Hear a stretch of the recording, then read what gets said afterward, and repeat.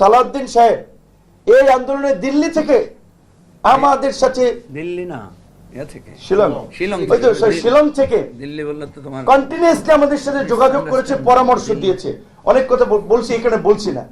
তারে দেখলাম আমাদের বিশিষ্ট ইউটিউবাররা আবার আজকে আমারও গালি দিচ্ছে, দেখ গালি, ওটা নো ম্যাটার, তার দ্বারা তো তার পরামর্শ পলিসি নিয়ে তো আমি রাজনীতি করি না। আমার বলতে হবে যে এটা না বললে অকৃতজ্ঞতা হবে।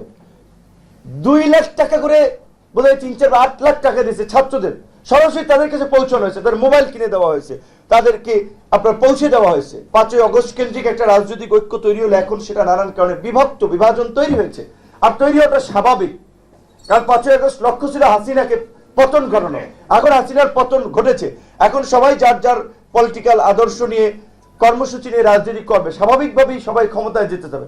আমার দল না পারলেও নতুন দল হলে আমিও চাবো আমি ক্ষমতায় যাই। তো কাজে এখানে একটা প্রতিযোগিতা থাকবে, সেখানে আপনারা এখন একেবারে চাইলেই আপনার আগের মতো আনকন্ডিশনাল ঐক্য এক জায়গায় দাঁড়িয়ে যাবে, ওইটা হবে না, এটা দুনিয়ার রীতি। তারপরেও যতটুকু মৌলিক বিষয় ঐক্যমতে পৌঁছানো যায় আমরা সেই চেষ্টাটি করব। কিন্তু নির্বাচন যত পেছাবে তত ষড়যন্ত্র হবে।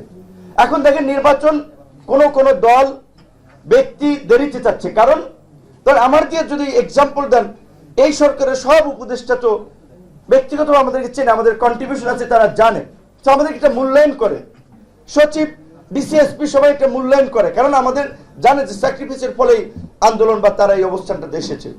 তো বলতে গেলে তো আমি যদি যাই বিভিন্ন জায়গায় তো সুবিধা পাবো, দল গুছাইতে পারবো, তারপরে অন্য দলের সাথে ফাইট করতে পারবো, তাহলে সময় পেলে আমার জন্য ভালো। এখন এই জন্য আমার মতো অনেকে হয়তো ভাবতে পারে নির্বাচন পিছাইলে আমার দলটাকে বড় করতে পারবো, আমি কিছু সুবিধা নিতে পারবো, আখের গুছাইতে পারবো, এই কারণে অনেকে নির্বাচন দেরিতে চায়। আর অনেকে মনে করছে যে সংস্কারগুলো বাস্তবায়ন ন্যূনতম অন্তত করা দরকার, সেই জন্য অনেকে মনে করছে কিছুদিন সময় লাগলে পেছানো যেতে পারে। তো সংস্কার বাস্তবায়নের পক্ষে কোন দল কি বিরোধিতা করেছে? অথচ বিএনপির মতো একটা বড় দলকে ভিলেন বানিয়ে লাভ আছে? বিএনপির মতো সাংগঠনিক কাঠামো সক্ষমতা এই মুহূর্তে কোনো দলের আছে? সরকার নির্বাচন হইলে তো সরকার গঠন তারা করবে, তাই হচ্ছে তাদের নেতারা রয়ের এজেন্ট, মুখে দালাল, অমুকে এইটা করতেছে, এই সমস্ত কথা বলে সোশ্যাল মিডিয়াতে ওপেন প্ল্যাটফর্ম মানুষকে বিভ্রান্ত করা হচ্ছে। গতকালকে আমি বলছিলাম সালাউদ্দিন সাহেব এই আন্দোলনে দিল্লি থেকে আমাদের সাথে, দিল্লি না থেকে শিলং থেকে দিল্লি বললে তো তোমার কন্টিনিউয়াসলি আমাদের সাথে যোগাযোগ করেছে, পরামর্শ দিয়েছে, অনেক কথা বলছি, এখানে বলছি না।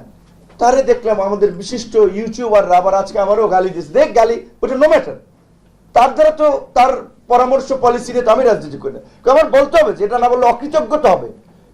2 লাখ টাকা করে বোধহয় 3-4-8 লাখ টাকা দিয়েছে ছাত্রদের, সরাসরি তাদের কাছে পৌঁছানো হয়েছে, তাদের মোবাইল কিনে দেওয়া হয়েছে, তাদেরকে আপনার পৌঁছে দেওয়া হয়েছে। তাহলে মানুষ রয়ের এজেন্ট, সে তাকে ট্রেনিং দিয়ে নাকি এখানে পাঠাইছে। এই সমস্ত বিভ্রান্তিগুলো যারা ছড়াচ্ছে এদের উদ্দেশ্যটা কি? সামরিক বাহিনী ক্ষমতা দখল করতে চাচ্ছে, এই করতেছে, ইউনুসকে নামাইতে চাইতেছে, এইগুলো বলে পাবলিক সেন্টিমেন্টকে উত্তেজিত করে এখানে একটা সংঘাত সৃষ্টি করার চেষ্টা করা হচ্ছে। এই বিষয়ে আমাদের সচেতন থাকা খুবই প্রয়োজন।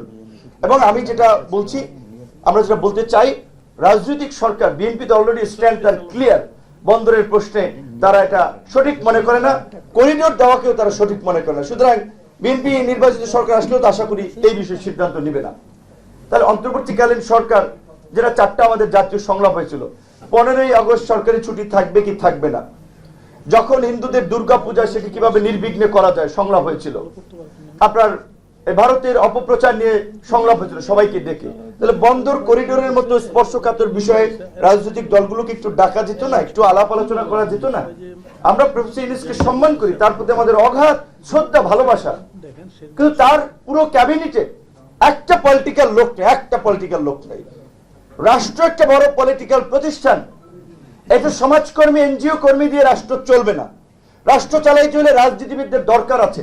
আমরা যেটা শুরু থেকে বলে আসছিলাম, হয় অভ্যুত্থানের অংশীজনদের নিয়ে এদিকে জাতীয় ঐক্যমত্যের সরকার করেন, অথবা এই যে উপদেষ্টা পরিষদ আছে এটাকে পুনর্গঠন করেন। যাই হোক, জাতীয় সরকার না পুনর্গঠন আপনারা করতে পারতেন। এখন এই যে ইশরাক হোসেন দেখছেন, আদালত রায় দিয়েছে উপদেষ্টা তাকে বসতে দেবে না, কারণ উত্তরে তার লোক বসাইছে পয়সা পাতি নিয়ে, কাজ বাজ ভাগ করে দিয়ে তাদের নেতা কর্মীদেরকে তৈরি করা, দক্ষিণটাও তাদের লাগবে। ইশরাক বসলে তো সমস্যা, তাহলে তো বিএনপি লোকের আধিপত্য থাকবে। তাহলে এই যে ইশরাক সমর্থকরা যে 5-7 দিন ধরে আন্দোলন করলো, এখন আমরা জানি না আসলে প্রধান উপদেষ্টা এই ধরনের কথা বলেছে কিনা। আমার বিশ্বাস তিনি বলবে না, তিনি এত মানে কি বলবেন, এত ইম্যাচিউর লোক না, তিনি বলছেন আমি পদত্যাগ করব। কিন্তু এইটা মার্কেটে ছাড়লো কারা? সমস্ত নিউজে এই বিভ্রান্তি প্রপাগান্ডারা ছাড়লো কারা? এই নতুন দল আমাদের ছাত্র বন্ধুদের কয়েকজন এনসিপি, তারা হচ্ছে সোর্স। বিবিসি নিউজ করছে, রয়টার্স নিউজ করছে, নিউ ইয়র্ক টাইমস নিউজ করছে যে চাপে, নির্বাচনের চাপে ইউনূস পদত্যাগ করবেন। কেউ কি তার পদত্যাগ করার জন্য বলেছে? কোন দলকে আমরা বলি নাই। বিএনপি সহ অনেক দল আমরা বলছি যে দেশের বর্তমান প্রেক্ষাপটে যেভাবে ষড়যন্ত্র এবং সংকট তৈরি হচ্ছে, আর নির্বাচন তো একটা টাইমলাইনটা দিয়েছে, এটা অস্পষ্ট সময়, ডিসেম্বর থেকে আপনার জুন, কবে নির্বাচন, ডিসেম্বর জুনের মধ্যে কবে হবে, এর মধ্যে রোজা, ঈদ, কুরবানি, আবার বর্ষা। তাহলে আপনারা অন্তত স্পেসিফিক একটা মাস বলেন যে জানুয়ারি মাসে নির্বাচন হবে, ফেব্রুয়ারি মাসে নির্বাচন হবে। এই কারণে আমরা বারবার রোড ম্যাপের কথা বলছি, কিন্তু একই সাথে এটাও কিন্তু আমরা পরিষ্কার বলছি প্রয়োজনীয় যা সংস্কার করতে চায় সরকার এবং আমরা যেটা সবাই একমত হই, সেই সংস্কার বাস্তবায়ন আমরা ন্যূনতম ছাড় দেব না। সুতরাং এখানে রাজনৈতিক কোন দল ক্ষমতায় যাওয়ার জন্য ইউনূস সাহেবকে টেনে নামাতে চায়, এই সমস্ত প্রপাগান্ডা, বিভ্রান্তি ছড়ে সোশ্যাল মিডিয়ার মাধ্যমে মানুষকে বিভ্রান্ত তৈরি করাচ্ছে। এ বিষয়ে আমাদের সচেতনতার দরকার এবং বন্দর এবং পোর্টকে আমরা প্রধান উপদেষ্টার সাথে বিনয়ের সাথে বলবো আপনি এই সিদ্ধান্ত থেকে সরে আসেন। আপনারা অল্প সময়ের জন্য এসেছেন, নির্বাচন এবং এই সংস্কারটা বাস্তবায়ন, আপনার এত জটিল বিষয় তো ঢোকার দরকার নাই। নির্বাচন তো ডিসেম্বরে হয়ে গেল, আর সময় আছে কয় মাস, 6-7 মাস। তাহলে এইটা পরবর্তী গভর্নমেন্ট সিদ্ধান্ত নেই। যেহেতু রাজনৈতিক দলের জায়গা থেকে আপত্তি এসেছে, আমাদের এটি আহ্বান, অনেক সিনিয়র নেতৃবৃন্দ আছে, লেট এসেছি টানা কয়েকদিন সকাল বিকাল বিভিন্ন প্রোগ্রাম শেষে। দুঃখিত, ধন্যবাদ।